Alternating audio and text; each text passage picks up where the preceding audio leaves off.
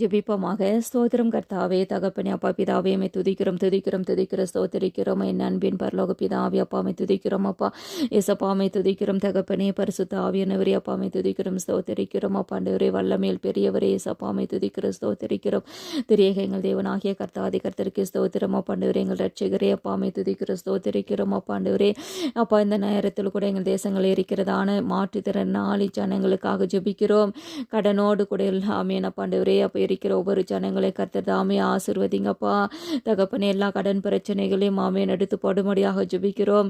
பரிசுத்த ஆவியானவரே, உடைய வல்லமைக்குள்ளாக ஒவ்வொரு ஜனங்களை அர்ப்பணித்து ஜெபிக்கிறோம். அப்பாண்டவரே, அப்போ ஒவ்வொரு ஜனங்களுமே அப்பாண்டவரே இந்த கடன் பிரச்சனையிலிருந்து விடுதலையாக்க கர்த்தர் தாமே அப்பாண்டவரே அவர்களுக்கு திறந்த வழிவாசலை கர்த்தர் கட்டளையிடும்படியாக ஜெபிக்கிறோம்.